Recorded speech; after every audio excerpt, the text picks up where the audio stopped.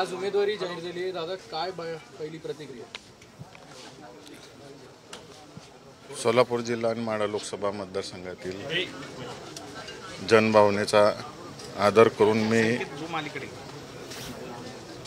राष्ट्रवादी काँग्रेस शरद पवार पक्षात प्रवेश केला आणि प्रदेशाध्यक्ष आदरणीय जयंत पाटील साहेबांनी इथंच उमेदवारी माझी जाहीर केली.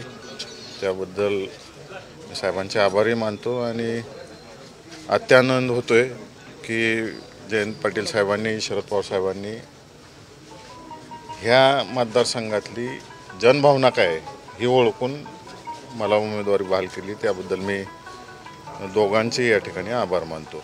निर्णय घेण्याचे काय प्रमुख कारण आहेत? 2-3 महत्त्वाचे निर्णय घेण्यामागचे प्रमुख कारण म्हणजे आज जे शेतकऱ्यांचे हाल चाललेले आहेत, शेतकऱ्यांमध्ये प्रचंड असंतोष आहे. दूधदार असेल, कांद्याचे शेतकरी असतील, केळीचे शेतकरी असतील, या भागातले डाळिंबाचे आहेत, द्राक्षाचे आहेत, ऊसाचे आहेत. प्रत्येक शेतकऱ्याला प्रचंड प्रमाणावर खताच्या किमती असतील, शेतीमालाच्या दराच्या बाबतीतही असेल प्रचंड नाराजी आहे. भैया, माढा लोकसभा मतदारसंघ असेल किंवा आपल्या कुटुंबानं 40 वर्ष जिल्ह्याचा विकास केलेला आहे, आता काय आव्हानं तुमच्यासमोर असणार आहेत?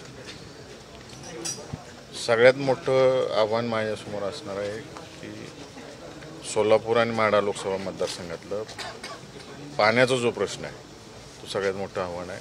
दुसरं आव्हान आहे या भागामध्ये प्रचंड प्रमाणावर सुशिक्षित मुलं आहेत,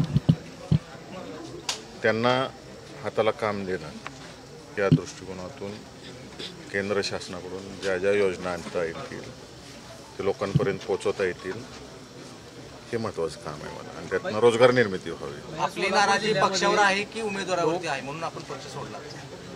आमची नाराजी ही सुरुवातीपासून उमेदवारावर होती, उमेदवाराच्या वागण्यावर होती, उमेदवारांनी दिलेल्या त्रासावर होती. त्रास आम्हाला नाही, जे गावोगावी कार्यकर्ते त्यांच्यासाठी रात्रंदिवस पळाले. नुसतं माळशिरस तालुक्यापुरतं मी बोलत नाही, अख्ख्या मतदारसंघात मी फिरलोय संघटन सरचिटणीस म्हणून. बोलत होती लोक प्रत्येक वेळेस. कार्यकर्त्यांचा सन्मान पक्षाचा मी आता नाही, जे जुने कार्यकर्ते आहेत, माझ्या आधीचे कार्यकर्ते आहेत, पक्षातले फाउंडर कार्यकर्ते आहेत, त्यांनासुद्धा किंमत दिली नाही. त्यांची नाराजी कार्यकर्त्यांनाच भेटत नव्हती तर जनतेला कधी भेटली? या सगळ्या गोष्टीमुळं लोकभावनेतनं निर्णय तुम्ही घेतलेला जरी असला तरी लोकभावना भाजपला कळली नाही. 5 आमदार होते, त्यांनी कळूच दिली नाही. आपण मगाशी बोलताना असं म्हणाला, मोहितेंचं राजकीय समीकरण पुन्हा एकदा जुळताना दिसतंय. परत एकदा सोलापूर जिल्हा राष्ट्रवादीचा बालेकिल्ला होईल. ती जबाबदारी साहेबांनी आमच्या सगळ्यांवर टाकलेली आहे. जी साहेबांबरोबर आता टीम आहे या सोलापूर जिल्ह्यात, आम्ही सगळेजण अहोरात्र प्रयत्न करू की जो बालेकिल्ला होता एकेकाळी, म्हणजे पुणे जिल्ह्यापेक्षा जास्त आमदार या जिल्ह्यातून निवडून यायचे, त्यासाठी सगळेजण मिळून रात्रंदिवस प्रयत्न करू. धैर्यशील मोहिते यांची नाराजी भाजपला परवडणार नाही असं भाजपमधल्याच एका मंत्र्यांनी उघडपणे जाहीर केली होती त्यांची भावना. तरी सुद्धा भाजपच्या वरिष्ठ नेत्यांपर्यंत हा मेसेज गेला नव्हता. तिथनं पुढची प्रक्रिया मला माहीत नाही, ते त्यांचा आणि माझा संवाद परत कधी झाला नाही. आज उत्तम जानकरांना बोलवलंय विमानाने, तीच गोष्ट तुमच्या बाबतीत करू शकली असते किंवा नाराजी दूर करू शकली असते, विचारलं असतं, असं काही झालं नाही का? बिलकुल काय झालं नाही. आपण बोलताना आता म्हणालात की माळशिरसचे जे आमदार आहेत त्यांनी 70 वर्षात काही विकास झाला नाही, तेवढा मी 28 वर्षात केला. असं एवढं बळ कुठून आलं त्यांना बोलण्याचं? जी विकास कामं आणली त्या विकास कामाच्या रकमेतून आलं असेल बरं. आता तुम्ही 11 तारखेला राजीनामा दिला, आज 14 तारीख आहे, 3 दिवस उलटून गेले. बावनकुळेंपर्यंत तुमचा राजीनामा पोहोचलाच असेल, पण भाजपमधले एकाही नेत्याने तुम्हाला फोन करणं, मेसेज करणं किंवा संपर्क साधण्याचा प्रयत्न केला होता? कुणी नाही. सोलापूर जिल्ह्याचा बॅकलॉग जो 2014 पासून पेंडिंग आहे, 10 वर्षाचा,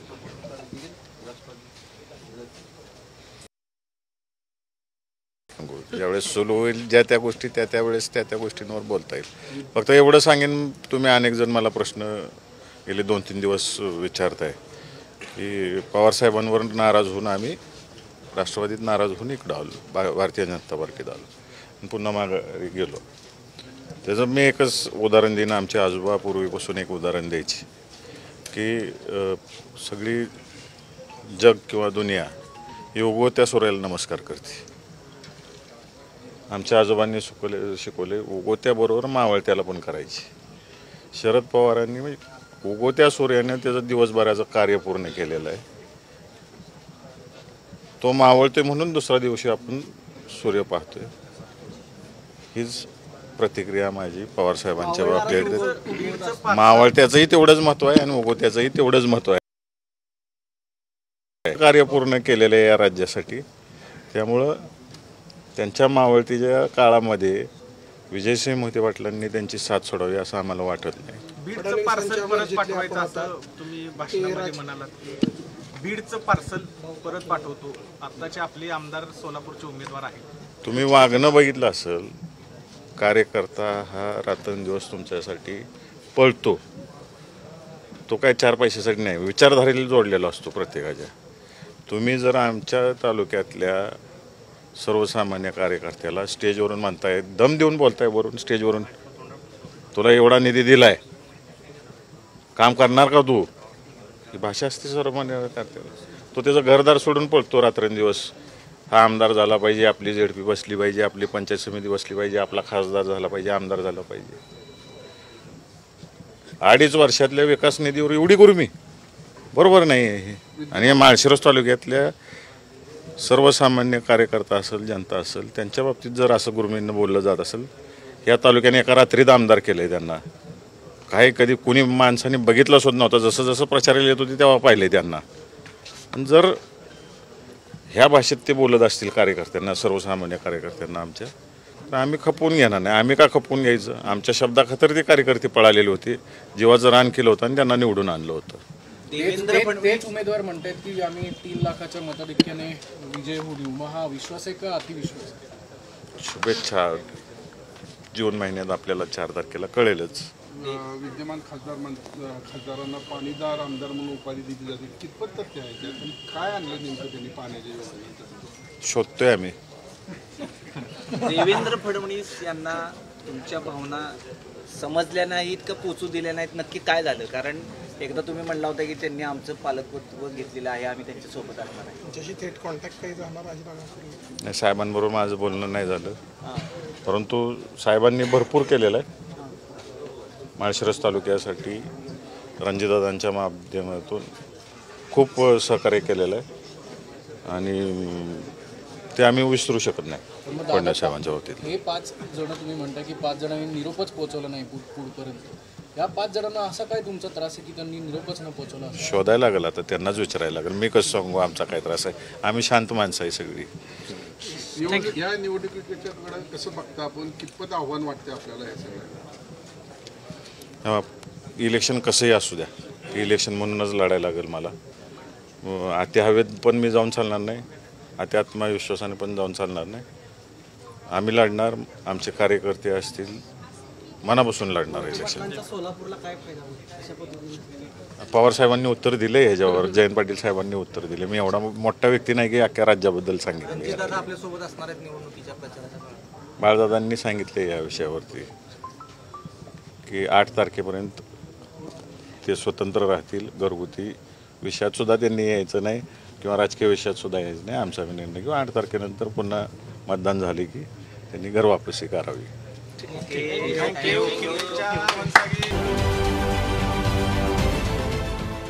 देश विदेशातील प्रत्येक घडामोडींचे लाईव्ह अपडेट मिळवण्यासाठी आता साम टीव्हीच्या सर्व सोशल मीडिया प्लॅटफॉर्मला लाईक, फॉलो आणि सबस्क्राईब करा.